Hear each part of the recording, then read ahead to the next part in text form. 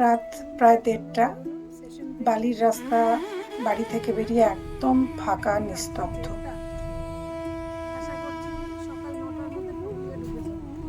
সবাই যখন ঘুমিয়ে পড়েছে আমরা তখন বেরোচ্ছি, কারণ এই উইকেন্ডে আমাদের আজকের এইবারের গন্তব্য পুরুলিয়া। রাতে কেন? কারণ গরম এড়াতে, ট্রাফিক এড়াতে, আর রাতের হাইওয়ে জার্নিটা নিজেই একটা অভিজ্ঞতা। আর এই সময়টা হচ্ছে মার্চ মাস, মানে জঙ্গলমহলে পলাশ ফুলে ভরা এক মৌসুম। চলুন তাহলে শুরু করা যাক। আমরা জিটি রোড ধরে কিছুটা এগোলাম, তারপরে তারকেশ্বরের রাস্তায় ঢুকে পড়লাম। তারকেশ্বর থেকে আরামবাগ, অন্ধকারে কিছুই অবশ্য দেখতে পাইনি। এইখান থেকে আরামবাগের রাস্তা ধরলাম ডানকুনি থেকে।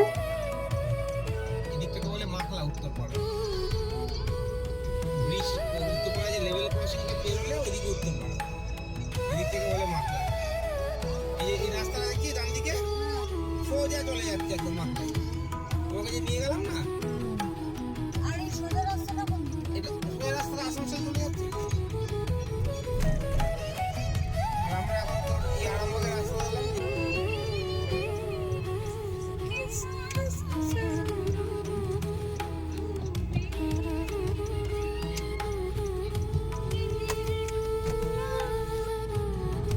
আস্তে আস্তে রাস্তা শুরু হয়ে এসছে, দুপাশে অন্ধকার মাঠ, দূরে দূরে গ্রামের আলো।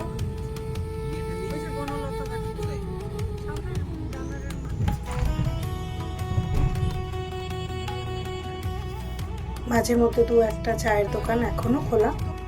এই ভোর হওয়ার মুখে একটা পেট্রোল পাম্পে একটু 2 মিনিট দাঁড়িয়েছি, একটু গরম চা খেয়ে নেব ফ্রেশ হওয়ার জন্য। সত্যি বলতে এই অংশের রাস্তার নাম আমরা ঠিক জানতাম না। কোন গ্রাম দিয়ে যাচ্ছি, কোন মোড় পেরোচ্ছি, কিছুই বোঝা যাচ্ছিল না। শুধু গুগল ম্যাপের নীল লাইনটা ছাড়া আর কিছুই চেনার উপায় নেই।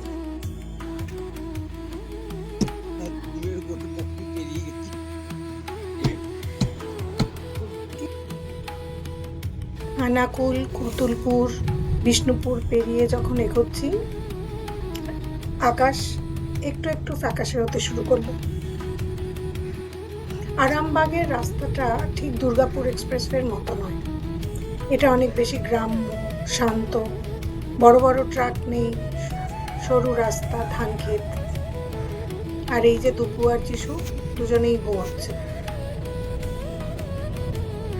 এখানে রাস্তার মধ্যে হঠাৎ করে অনেক পলাশ ফুল দেখতে পেয়ে গাড়িটা দাঁড় করালাম।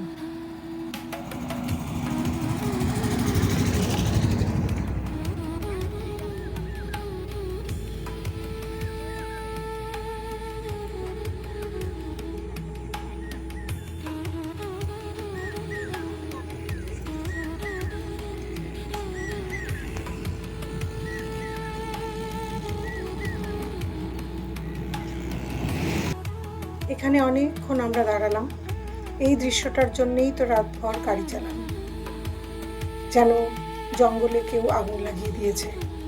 বাংলায় এই ফুলগুলোকেই বলে বনের আগুন।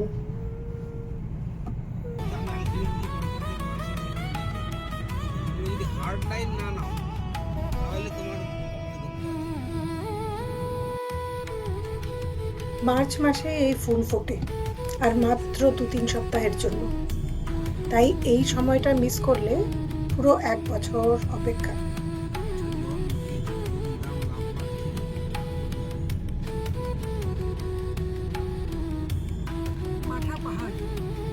বিষ্ণুপুর থেকে বাঁকুড়া হয়ে পুরুলিয়ার দিকে এগোতে এগোতে মাটির রং বদলে যেতে শুরু করলো, সাদাটে থেকে আস্তে আস্তে লাল।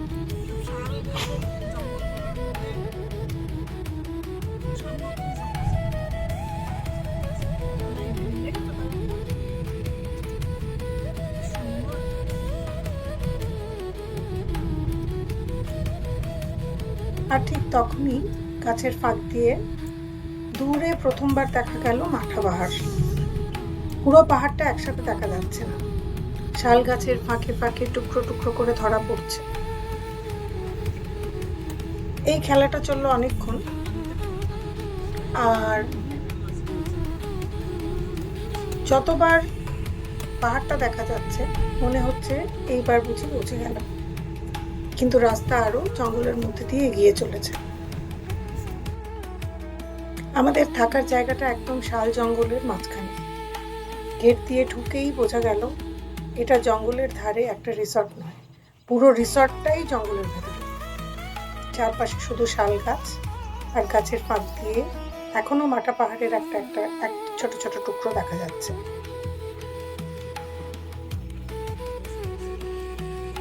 চারপাশে পাখির ডাক, শালপাতার গন্ধ, আর জানলা দিয়ে তাকালেই মাটা পাহাড়।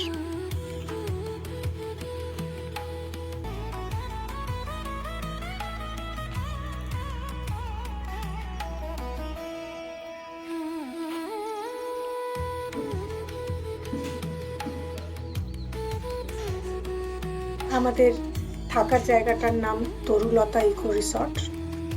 একদম নতুন, এখনো পুরোপুরি তৈরি হয়ে ওঠেনি, কিছু কাজ এখনো চলছে। গাছ লাগানো হচ্ছে, পাথরের পথ বানানো হচ্ছে, কিন্তু ঠিক এই অসমাপ্ত ভাবই জায়গাটাকে একটা আলাদা চাম দিয়েছে।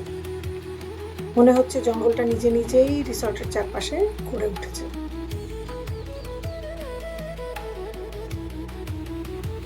ঘরগুলো বড়, পরিষ্কার, আর সবচেয়ে স্বস্তির কথা হচ্ছে এসি আছে। শাল জঙ্গলের মাঝে থাকলেও মার্চের দুপুরের গরমটা ঠিক টের পাওয়া যায়নি।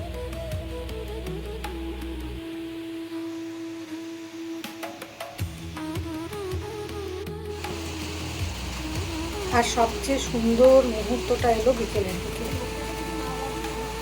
আকাশ আচমকা মেঘলা হয়ে এলো, আর তারপর শুরু হলো বৃষ্টি।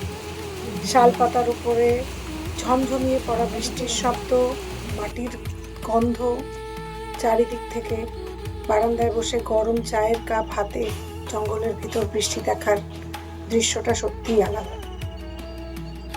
কিছুক্ষণ পরে বৃষ্টি আবার থেমেও গেল, আর আমরা বেরিয়ে পড়লাম।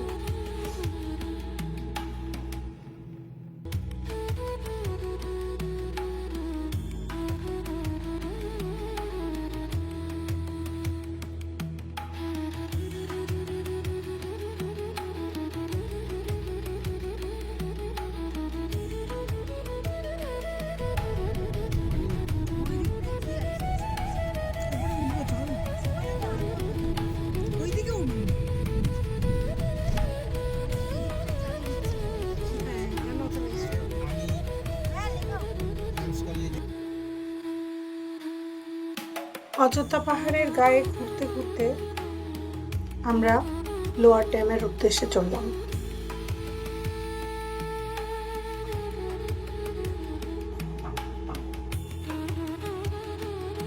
চলে গেলাম ব্যাক ইন টাইম, গিয়ে তোর বাবা নিজের ভুলটা কারেক্ট করে নিল, চাকরি ধরে গেল, আর আমিও আমার ভুলটা কারেক্ট করে নিলাম। বাবা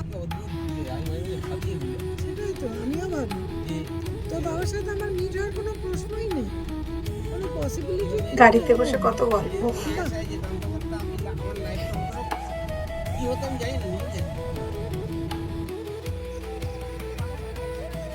পাহাড়ে ঘেরা একটা বড় জলাশয়, এটা লোয়ার ড্যাম। জলের রং একদম গাঢ় সবুজ নীল, আর চারপাশের পাহাড়ের প্রতিফলন জলে স্পষ্ট দেখা যাচ্ছে। এখানে ছোট নৌকোয় চড়ার ব্যবস্থা আছে।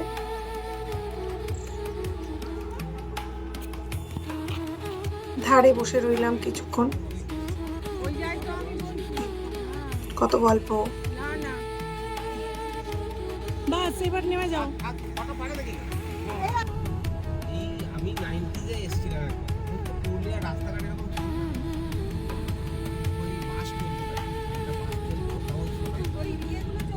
দারুণ।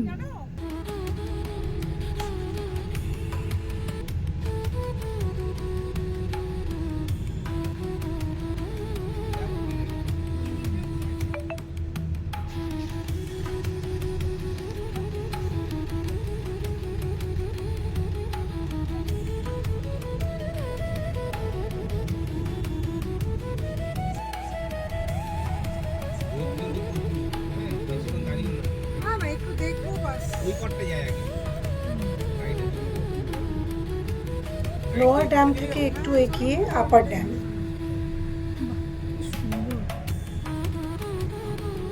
এটা অনেক বেশি শান্ত, নিস্তব্ধ, এখানে ভিড়ও কম।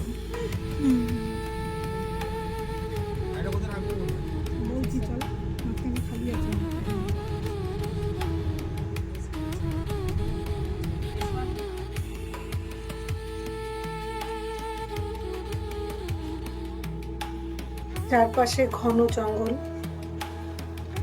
জলের একদম কাছে নেমে এসছে। এখানে বোটিং নেই, শুধু বসে থাকা আর নিজের মনে জলের দিকে তাকিয়ে থাকা। প্রচুর গরম, তাই আমরা খুব একটা ঘুরে বেড়াতে পারিনি।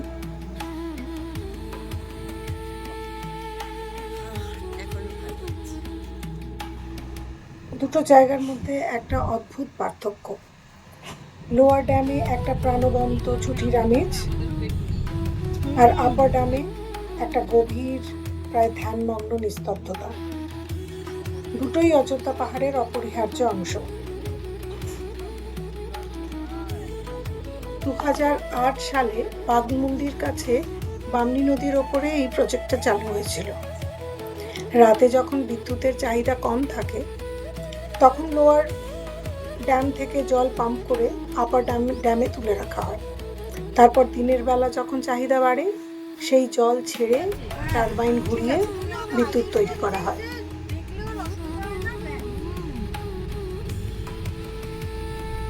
এখানে আরেকটা চমকপ্রদ জায়গা আছে, মার্বেল লেক। এই দুটো ড্যাম বানানোর সময় পাথর কেটে যে গর্তগুলো তৈরি করা হয়েছিল, তা থেকেই এই লেকটার জন্ম। মানে আসলে এটা প্রকৃতির তৈরি নয়, ড্যাম বানানোর একটা পার্শ্বফল, কিন্তু দেখতে একদম স্বাভাবিক লেকের মতোই সুন্দর। লেকে যাওয়ার পথে কয়েকটা ছোট ছোট দোকান, মালা, পাথরের গয়না, কাঠের পুতুল, কাঠের পেন, ছোট ছোট বিভিন্ন রকমের স্মৃতিচিহ্ন সাজানো। মার্বেল লেকের আসল নাম হচ্ছে তারপানিয়া লেক।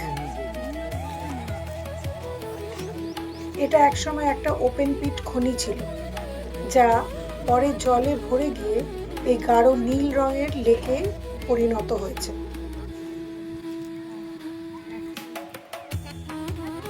এখানকার লোকেরা এটাকে ব্লু ড্যাম বা পাতাল ড্যামও বলে।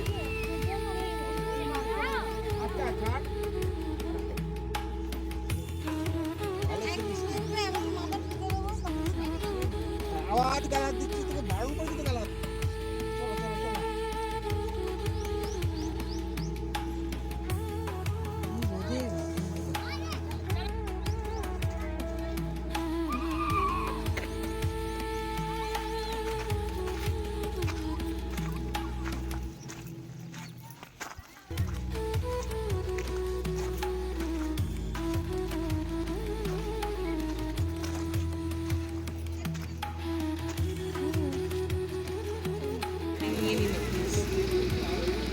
कुछ भी चल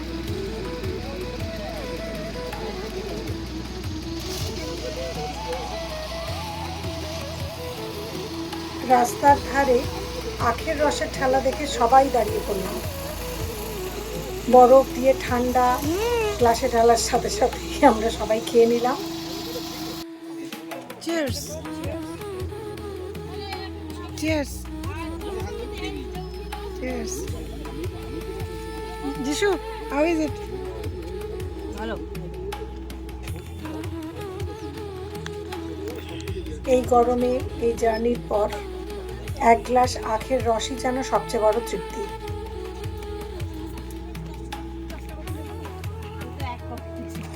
লেকের পাড় তোরা তোদের ঝগড়া চালিয়ে যা। করিস না বলে তাই ফেলো না, আমি ফেল করি না, আমি পাস করি। এই 10টা সাবজেক্টে 10টা কপি না, আমি একটা কপিতেই সব কিছু করি। এটা দেখো না। তবু আয়। কি ছিল ওভারঅল পুরো এক্সপেরিয়েন্স গুলো বললাম।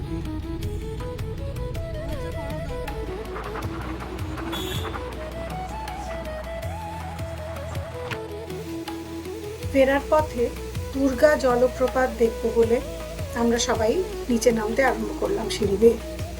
পাথরের তৈরি সিঁড়ি, দুপাশে ঘন জঙ্গল, পাহাড়ের এদিক ওদিক থেকে ছোট ছোট ঝর্ণা নিচে নেমে যাচ্ছে।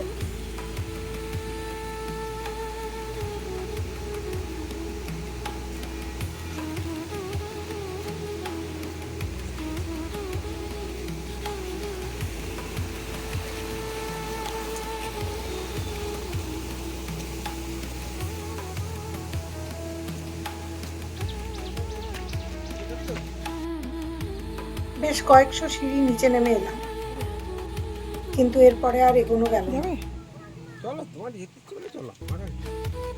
এই অসহ্য গরমে শরীর আর সায় দিচ্ছিল না। ফলসটার আসল দৃশ্যটা না দেখেই আমাদের ফিরে আসতে হলো। দূর থেকে দেখতে পেলাম অবশ্য।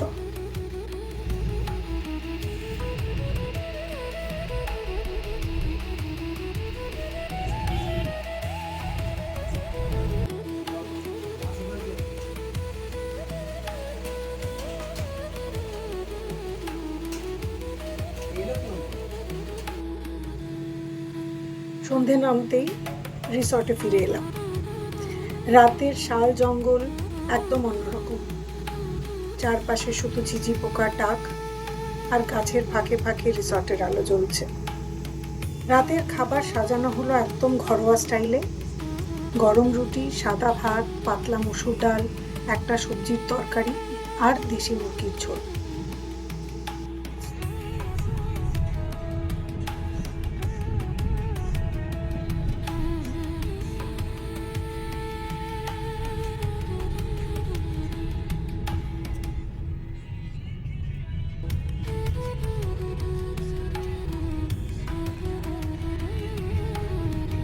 পরের গন্তব্য আমাদের হচ্ছে পাখি পাহাড়, যার পুরনো নাম ছিল মুর্রাবুরু, অর্থাৎ ফাঁকা পাহাড়।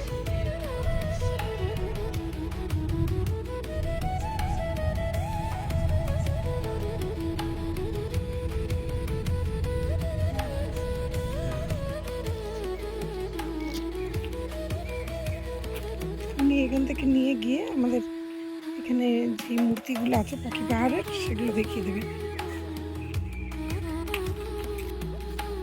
আগে কি নাম ছিল? মুর্রাবুরু নেড়া পাহাড়।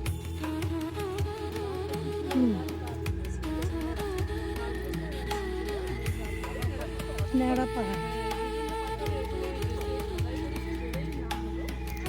আচ্ছা,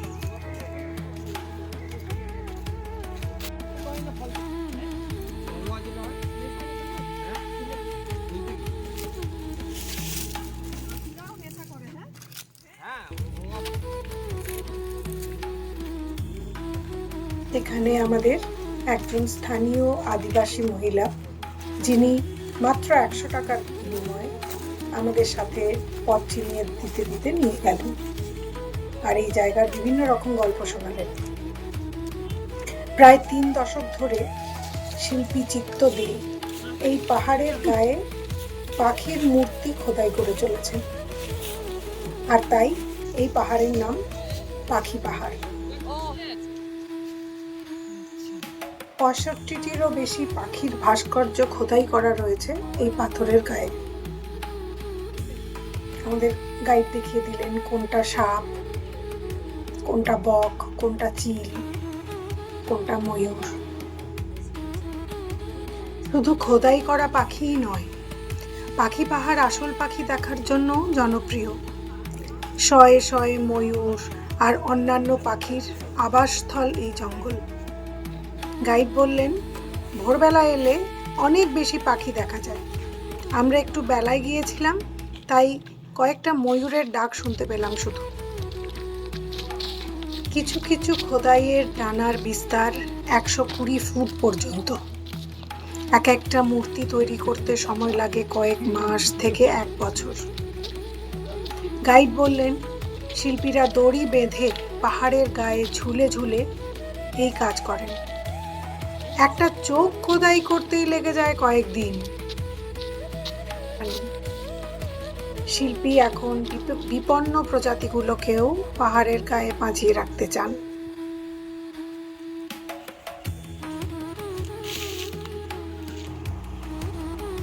আরেকটা জিনিস যেটা সবচেয়ে চমকপ্রদ লাগলো সেটা ছিল আমাদের গাইডের পরিচয়। পাশের শ্রীরামপুর গ্রামের মহিলারাই পালা করে এই হিল ট্যুরের গাইড হিসেবে কাজ করেন। সপ্তাহে 10 জন মহিলা পালা করে দায়িত্ব নেন, আর গাইড ফি গ্রামের সব পরিবারের মধ্যে ভাগ করে দেন। মানে এই ট্যুরের টিকিটের টাকা সরাসরি গ্রামের মানুষের হাতে পৌঁছে যায়।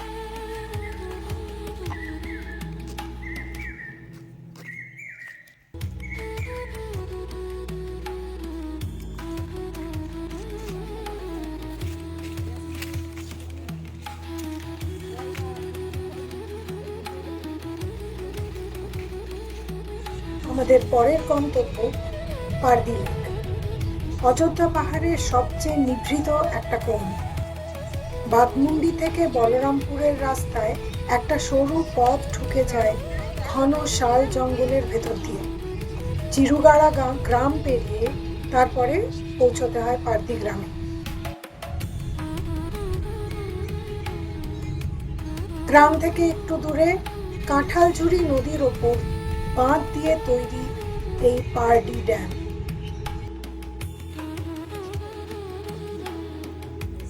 তিন দিক থেকে পাহাড় ঘিরে রেখেছে এই জলাশয়, আর দিনের শেষে পাহাড়ের প্রতিফলন তৈরি হয় এই জলে। এখানে ভিড় নেই, দোকান নেই, হই হট্টগোল নেই। অযোধ্যা পাহাড়ের জনপ্রিয় স্পটগুলোর তুলনায় এটা হচ্ছে একটা লুকোনো রত্ন। যারা একটু শান্তি খুঁজতে চান তাদের জন্য আদর্শ।